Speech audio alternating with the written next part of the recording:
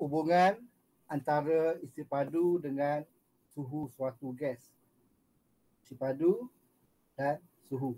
Isi padu simbolnya V dan suhu simbolnya T. Itu hubungan antara V dan T.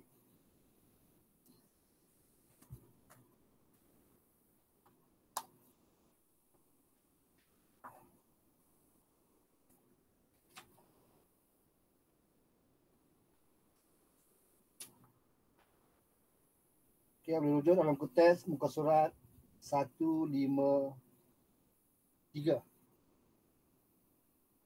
Okey, gambar foto 4.5 menunjukkan keadaan botol plastik dalam peti sejuk sebelum dan selepas disejukkan. Okey, kita masukkan, lihat gambar rajah ni.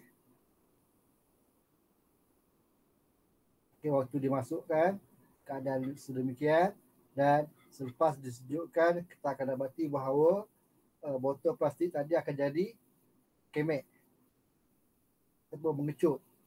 Kenapa? Ada siapa nak bagi idea? Sebab apa?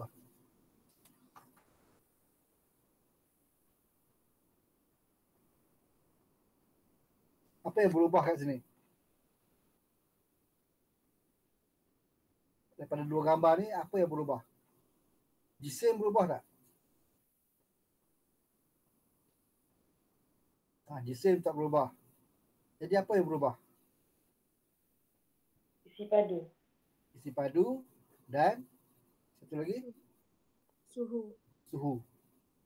Suhu waktu mula-mula kita masuk dan suhu akhir.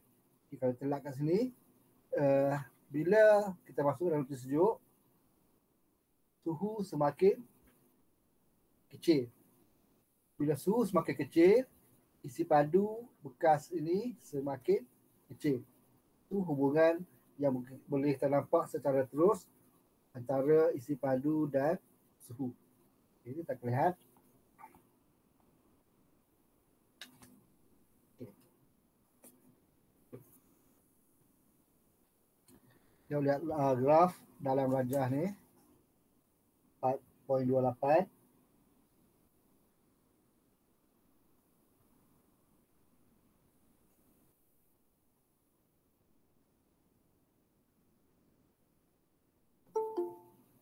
Ada lagi bawah masuk.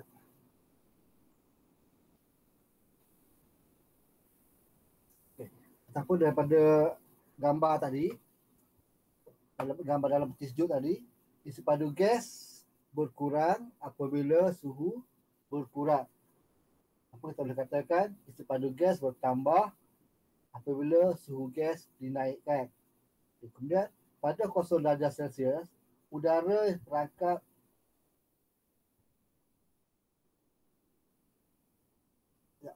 ini untuk eksperimen. Okey, tak apa. Kita lihat pada rajah 4.28. Okey, pada suhu negatif 273 darjah Celsius. Okey, pada suhu kat sini negatif 273 darjah Celsius, molekul gas tidak bergerak.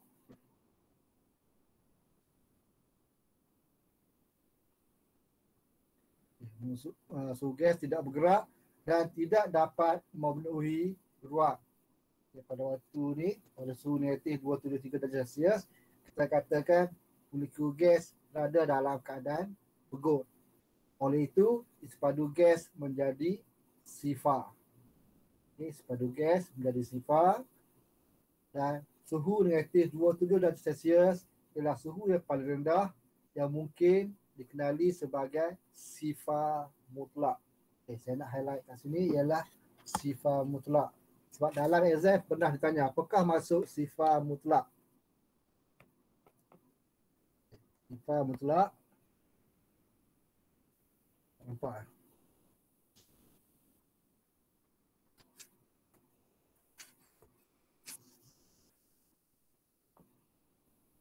Okay. Sifar mutlak ialah suhu pada negatif 273 darjah Celsius ataupun 0 Kelvin. 0 Kelvin ataupun 0 K. suhu yang dinyatakan dengan unit Kelvin ialah suhu mutlak. Okay, jadi kalau tanya dalam exam apa maksud sifar mutlak ialah 0 Kelvin ataupun bersamaan dengan negatif 273 darjah Celsius.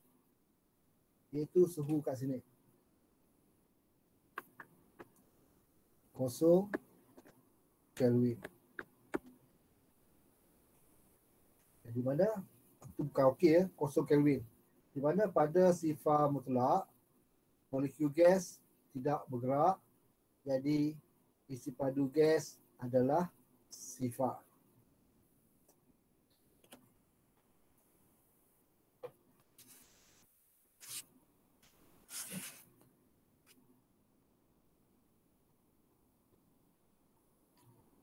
Okey. Lihat kat sini. Sifar mutlak suhunya 0 darjah negatif 273 darjah Celsius dan dalam unit Kelvin adalah 0. Ini pertukaran unit daripada degree Celsius kepada Kelvin. Kemudian takat lebu ais 0 darjah Celsius dan dalam Kelvin 273. Kemudian bagi steam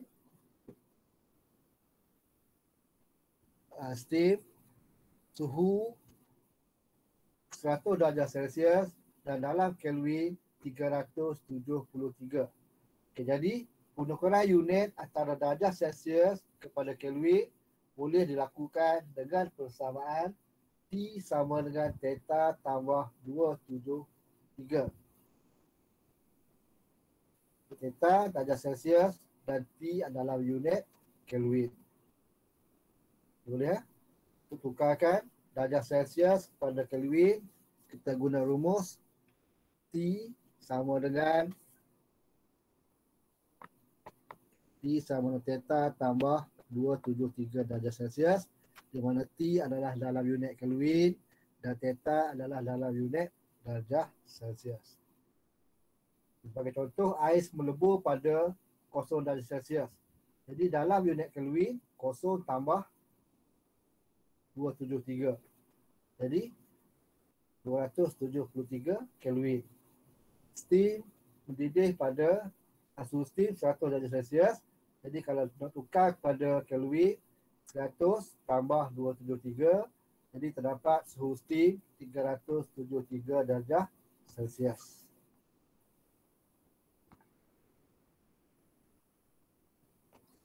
Okey, daripada graf ni, jika suhu bertambah, maksudnya suhu bertambah, isi padu akan bertambah. Sekarang ni saya nak faham, suhu bertambah, isi padu bertambah. Okay, kalau diplotkan graf V lawan T, di mana T adalah suhu dalam unit darjah Celsius, kita akan dapati bahawa satu garis lurus terhasil. Ini menunjukkan bahawa V berkadar terus dengan suhu. V berkadar terus dengan suhu. Di mana suhu ini adalah dalam unit Kelvin. Ini menunjukkan bahawa isi padu berkadar terus dengan suhu mutlak. Okey, ini gambar Pakcik Charles, di mana Pakcik Charles, seorang ahli fizik dan ahli kimia Perancis, telah menyiasat bagaimana hubungan antara isi padu gas berubah dengan perubahan suhu gas, ataupun bagaimana kebergantungan isi padu dengan suhu. Dan beliau membina balon hidrogen yang pertama dan berjaya menaiki balon itu sehingga ketinggian 3.2 km. Ini adalah orang pertama yang membina balon hidrogen dan berdaya naik sehingga ketinggian 3.2.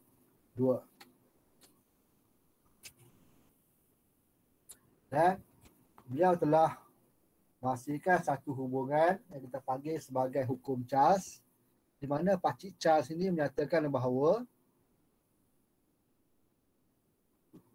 isi padu gas berkadar terus dengan suhu mutlak bagi suatu gas berjisim tetap pada tekanan malar. Kat sini dimalarkan ialah tekanan. Kalau kita lihat, ingat balik segitiga tekanan sebelum ni. V, V, T.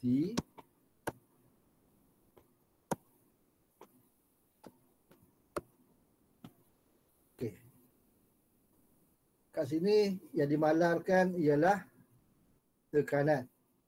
Okay. Jadi kita tutup P ni. Terus saya padamkan P. Jadi yang menunjukkan hubungan di sini ialah V dan T. V berkadar terus dengan T ataupun dalam bentuk persamaan kita bertulis V sama dengan KT. K ialah satu pemalar dan V bahagi T adalah suatu pemalar. Okay, daripada segitiga tekanan ini, berarti V bahagi T adalah suatu pemalar. V bahagi T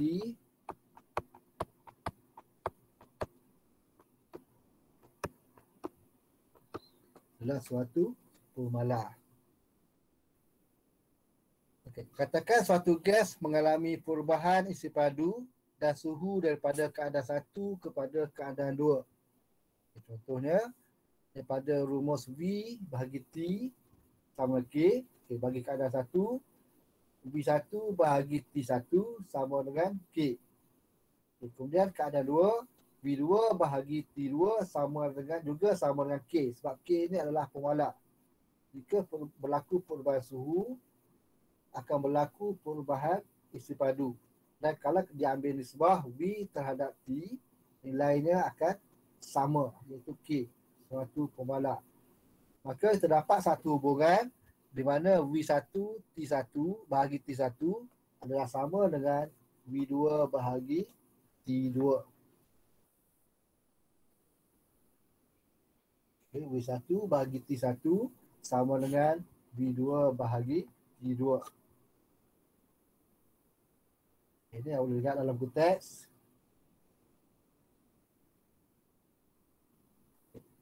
Rajah 4.30.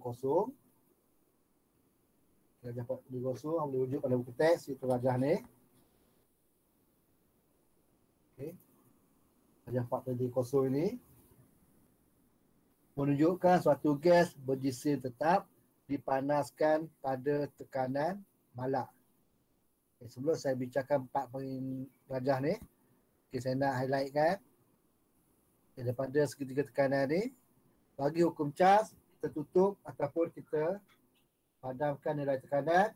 Jadi terdapat V bahagi dengan T, iaitu V bahagi T adalah pemalar, dan daripada hubungan ini kita boleh buat kesimpulan bahawa V1 bahagi T1 sama dengan V2 bahagi T2. Ini adalah hukum Charles.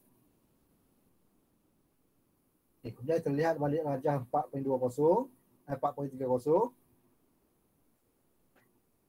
Ya, boleh rujuk rajah dalam konteks. Okay, suatu gas berjisim tetap dipanaskan pada suhu malar, di mana apabila dipanaskan, suhu gas dinaikkan, tenaga kinetik molekul bertambah. Okay, tenaga gas dinaikkan, tenaga kinetik molekul bertambah. Okay, dalam kes ni, kita panaskan, bilangan molekul dalam ni tetap. Bila dipanaskan, suhu dinaikkan. Apabila suhu dinaikkan, tenaga kinetik molekul akan bertambah. Ini menunjukkan bahawa molekul bergerak dengan lebih laju. Okay, seperti sebelum ni, saya nak awak kaitkan hubungan antara suhu dan tenaga kinetik. Bila suhu bertambah, tenaga kinetik akan bertambah. Okay, jadi bila tenaga kinetik bertambah, molekul bergetar dengan laju yang lebih tinggi, dan untuk mengekalkan tekanan gas yang malar, okay, sebab dalam kes ni kita malarkan tekanan, jadi untuk mengekalkan supaya tekanan gas malar, isi padu gas akan bertambah supaya kadar pelanggaran molekul gas dengan dinding bekas tidak berubah. Okay. Kalau isi padu tak berubah, contohnya isi padu tetap macam ni, tapi suhu ditambah, tekanan akan bertambah sebab kadar pelanggaran bertambah. Tapi apabila kita nak tetapkan kadar pelanggaran, maka isi padu mesti bertambah. Apabila isi padu bertambah, kadar pelanggaran molekul dengan dinding bekas akan menjadi berkurangan, dan jika pertambahan isi padu ini tetap, kadar pertambahan isi padu tetap, dengan perubahan kenaikan suhu, kita boleh kekalkan nilai tekanan. Iaitu bila isi padu bertambah, kadar pelanggaran tadi akan berkurangan dan tekanan dapat ditetapkan. Ataupun kadar pelanggaran molekul dengan dinding bekas tidak berubah. Itu apabila isi padu besar, kita boleh kekalkan kadar pelanggaran dengan kadar pelanggaran dalam kes asal. Okay, jadi kesimpulan kat sini, apabila suhu dinaikkan, saya nak ingat, apabila suhu dinaikkan, tenaga kinetik molekul bertambah. Bila tenaga kinetik molekul bertambah, molekul bergerak dengan lebih laju, dan untuk mengekalkan tekanan gas yang malar, isi padu perlu ditambah. Jadi, suhu bertambah, isi padu bertambah. Okey, ada soalan sekarang ni?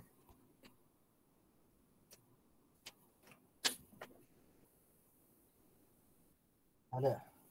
Okey, kita contoh pengiraan melibatkan hukum Charles. Okay, contoh satu. Okay, satu gelombang udara mempunyai isi padu 1.2 cm per kubik pada suhu 27 darjah Celsius. Berapakah isi padu gelombang udara jika suhunya meningkat kepada 47 darjah Celsius? Okey, satu perkara saya nak highlight di sini. Dalam pengiraan melibatkan hukum gas, unit darjah Celsius mesti ditukar kepada Kelvin. Okay, saya nak buat catatan. Dalam hukum gas, unit darjah Celsius mesti ditukar kepada unit Kelvin. Kalau untuk tukar pada Kelvin, jawapan akhir yang dapat salah ataupun tidak tepat. Okay, bagi kes ini, dia kata isi padu gelombang udara, isi padu asalnya ialah 1.2. Okay, ini sebagai V1. Dan pada suhu 27 darjah Celsius. Okay, ini T1. 27 tambah, tukar pada Kelvin, kita tambah 273. Okay, dalam unit Kelvin. Okay. Jika berapakah isi padu gelombang udara jika suhunya meningkat kepada 47 darjah Celsius? Okay, ini T2 47, kita tambah 273. Okay. Jadi kita ada V1, T1 dan T2. Kita nak cari berapakah isi padu gelombang udara. Jadi kita nak cari nilai V2. Nilai V2 kita nak cari.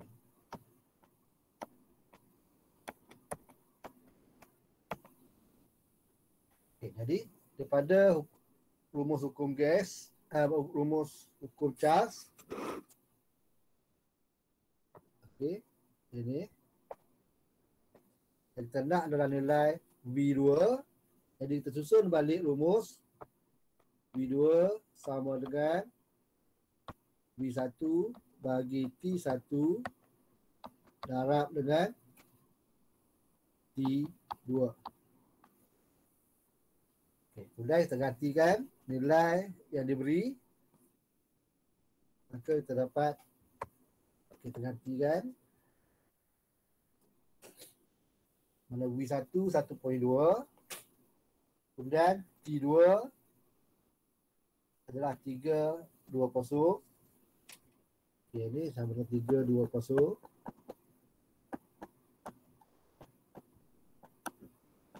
Dan T1 ialah 300.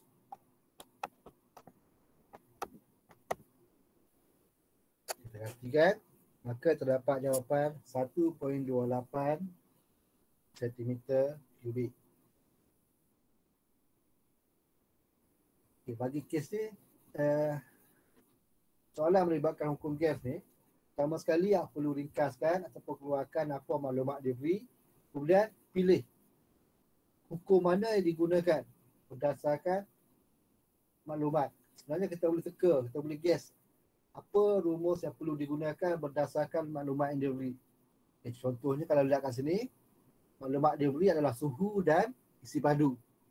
Jadi mestilah rumus yang melibatkan suhu dan isi padu, dan rumus yang melibatkan suhu dan isi padu adalah berkaitan dengan hukum Charles.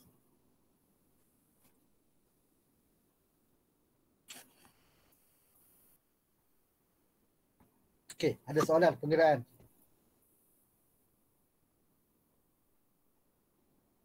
Okey, pengiraan ni ada soalan? Ada? Kita lihat pada contoh soalan lain.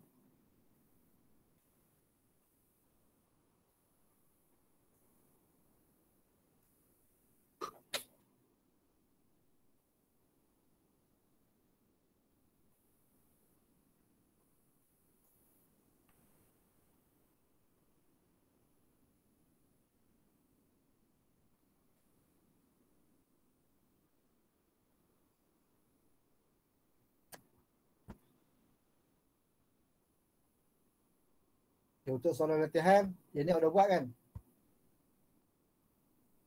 Nombor 1. Okay, nombor 2. Okay, nombor 2 ini dia melibatkan hukum Charles. Okey, dia kata darjah 1, darjah di bawah menunjukkan tiup kaca mengenai udara terperangkap di dalamnya daripada 17 darjah Celsius.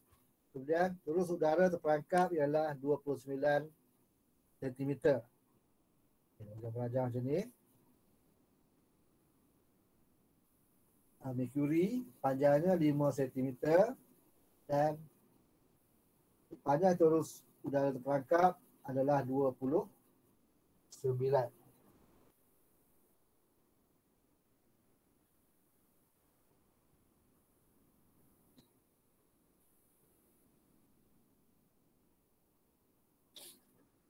Okey.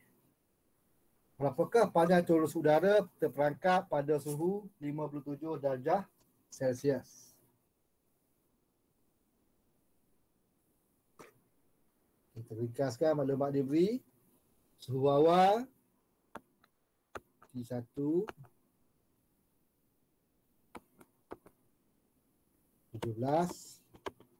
tambah 273.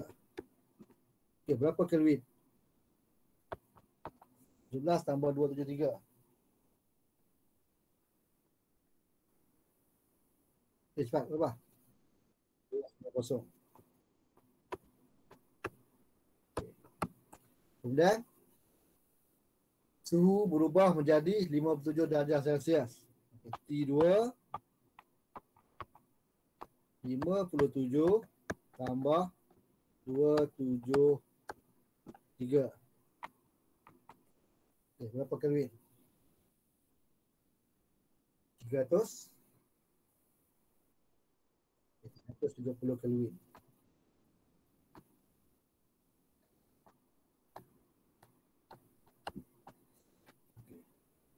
Kemudian tekanan awal.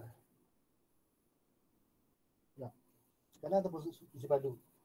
Kalau lihat kat sini apa yang berubah? Bila suhu berubah, apa yang berubah? Isi padu kan? Okay. Isi padu awal dia bagi kat sini. Okay, bagaimana kita nak kira isi padu?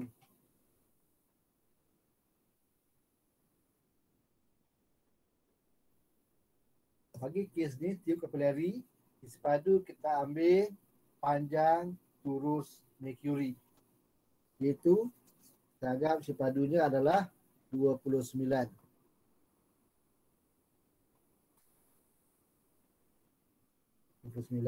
Ataupun kalau nak lebih tepat sebenarnya 29 darab dengan A. Di mana A ini ialah luas kerata rentas. Luas kerata rentas tip kapilari ataupun tip kaca. Jadi V1 ialah 29 darab A. Terdapat isi padu. Kemudian kita nak berapa nilai V2?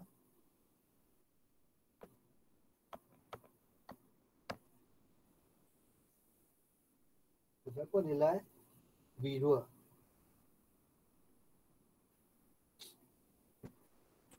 Jadi kita boleh guna rumus ukur cas, di mana V1 bahagi T1 sama dengan V2 bahagi T2. Okey, V1 A tadi darab dengan L1 itu panjang turus kaca bahagi dengan T1 sama dengan A darab L2 panjang turus kaca apabila suhu berubah bahagi dengan L2. Okay, kalau lihat A di sini nilai dia sama, jadi kita boleh batalkan. Okay, jadi dalam awal tadi kita boleh ambil V ni V1 sebagai 29 je. Kita abaikan kita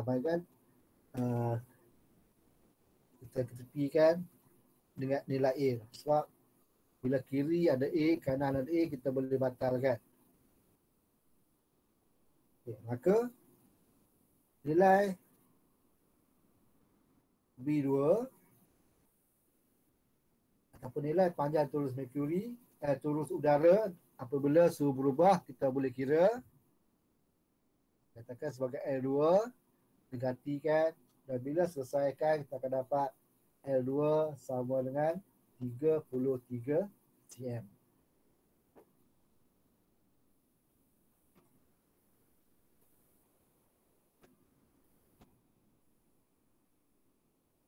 Okay, L2 33 cm.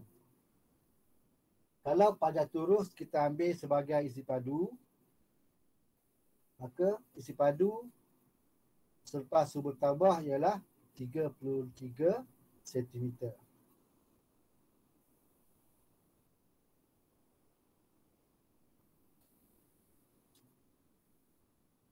Okey. Okey, kemudian soalan nombor 3. Ini saya rasa saya dah minta kamu buat pada minggu lepas. Okey, dapat belum?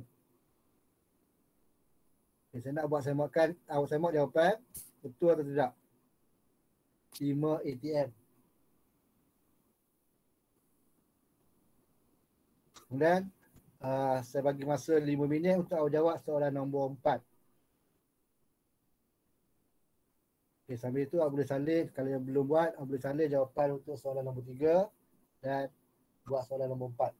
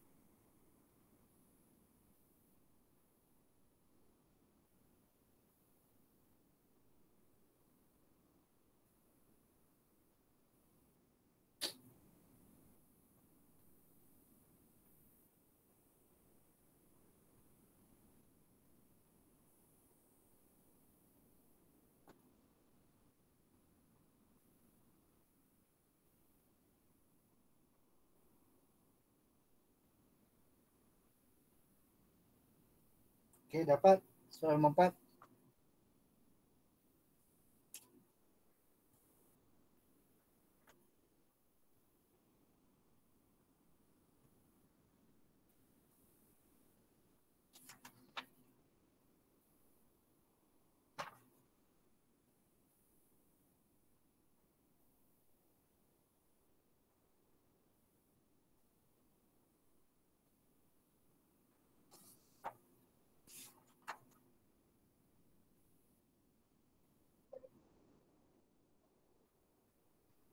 Jawapan ada perpuluhan.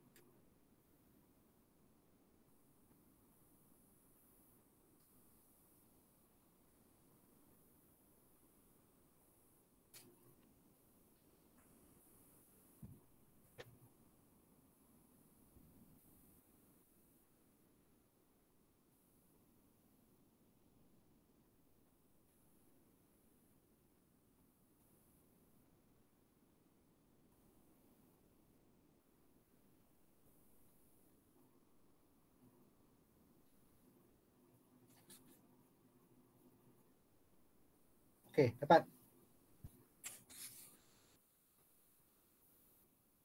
Okey, kita lihat sini dia bagi isi padu udara, isi padu gas 20 meter kubik. Kemudian suhu 37 darjah Celsius, dipanaskan sehingga 87 darjah Celsius. Maksudnya suhu berubah daripada 37 ke 87. Itu berlaku peningkatan suhu sebanyak 50 darjah Celsius. Ada tekanan malak. Idea di sini ialah tekanan malak. Jadi ia mesti melibatkan hubungan antara isi padu dan suhu. Okay, jadi kita boleh guna hukum Charles. V1 T1 sama dengan V2 T2.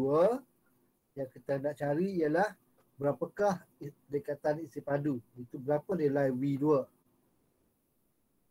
Jadi tersusun rumus. Kita boleh tergantikan. V1 sama dengan 20. Kemudian suhu seperti saya katakan tadi mesti ditukarkan ke dalam Kelvin. 37 tambah 273 Kelvin. Dan suhu apabila V2 menjadi 87 tambah 273 Kelvin.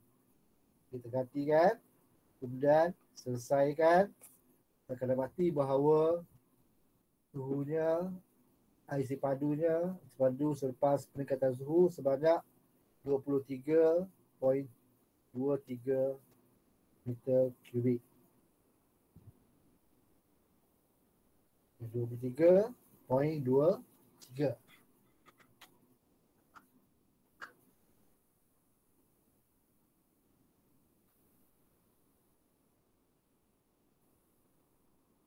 Okey, dulu tu awak dah jawab soalan ni kan? Kat mana awak silap? Apa ataupun apa yang menyebabkan kesilapan berlaku? Sekejap. Saya rasa saya salah kira. Rasa Yang saya dah tambah dah Kelvin tu, cuma saya salah kira kot. saya tengok pun jalan kerja awak dah betul lah. Cuma saya agak mungkin waktu awak tekan kalkulator. Saya rasa saya salah kat situ. Okey. Itulah mungkin. Okey. Jadi idea sudah ada dah. Tunggu jawapan akhir dia. Okey, kemudian tapi dia nak peningkatan yang kita dapat 23.23 ini adalah isi padu akhir. Tapi dalam soalan ni dia nak berapakah peningkatan isi padu.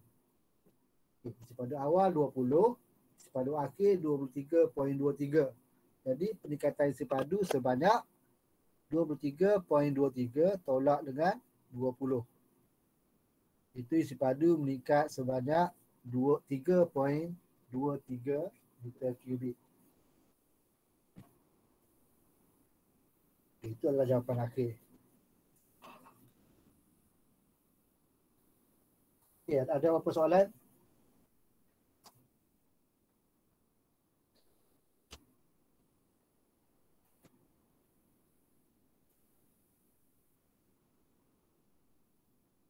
Ada? Diam saya anggap ada. Okey, dan selepas ni sehingga pukul 11.30 ada kelas offline. Okay, jadi untuk kelas offline saya nak rujuk buku teks pada muka surat 165. Okay, muka surat 165. Awak buat soalan nombor, selesaikan soalan nombor 1 sehingga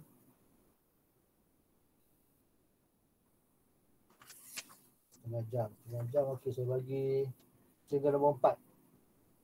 Boleh ya? 1 hingga 4.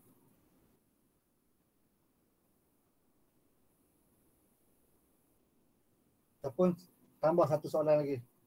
Sehingga soalan nombor 5. Abang bompak cikgu. Sebab kita start awal ni. Ada masa 10 minit ni. Kita nak 4 ya. Okey, saya bagi satu ni 4 lah. Saya cuba buat. Dan jika ada masalah, awak snap soalan. Ataupun jika awak rasa jawapan awak confused, awak snap apa yang awak buat, hantar pada saya dan saya akan reply, komen. Okay, seperti contoh sebelum ni saya contoh. Ini ada seorang je pelajar yang bagi respon. Cuba buat latihan dan minta pendapat daripada saya. Okay, saya tunjukkan.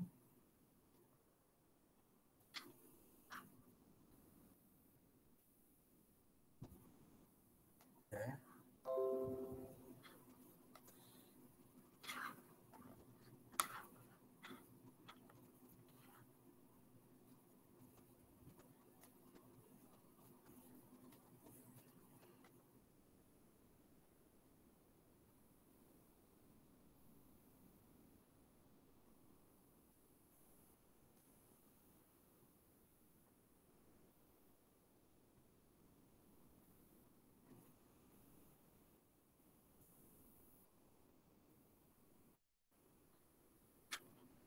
Nampak tak keluar?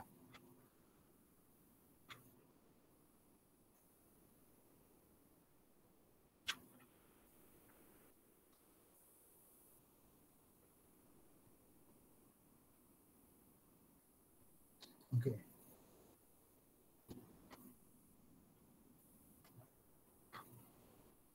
Okey, ni wakil kelas awak. Nampak tak?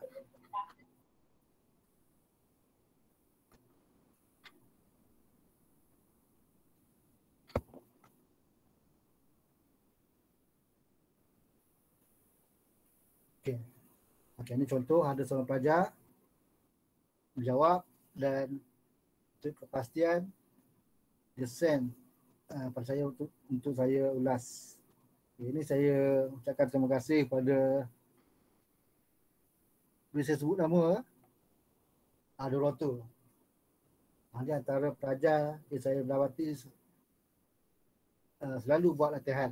Dan saya yakin dia buat latihan, dan bila daripada hasil yang tunjukkan di sini, saya boleh nampak Doroto boleh faham.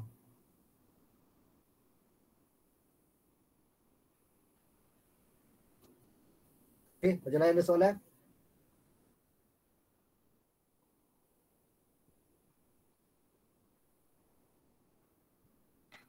Ada cikgu. Ada?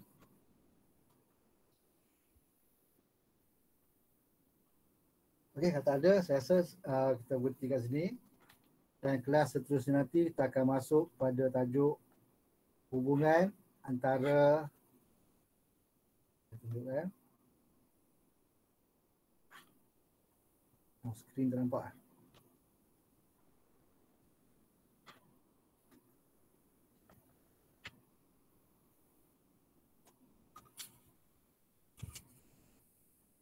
Okey, kelas seterusnya kita akan lihat hubungan antara tekanan bagi suatu gas dengan suhu.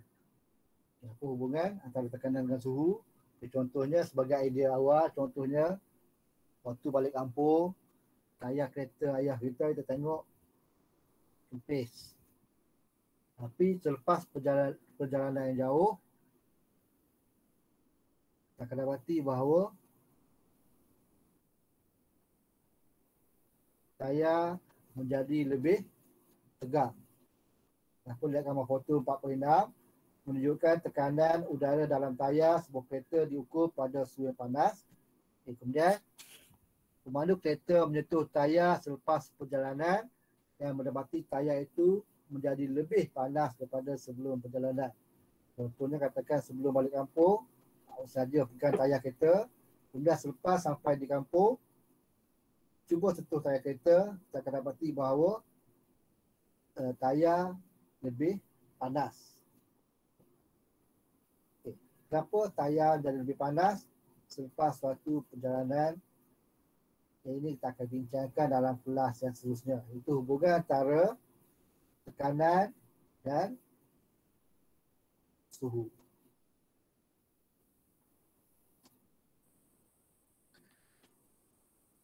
Okey, saya buka pada soalan. Kita ada masa 5 minit.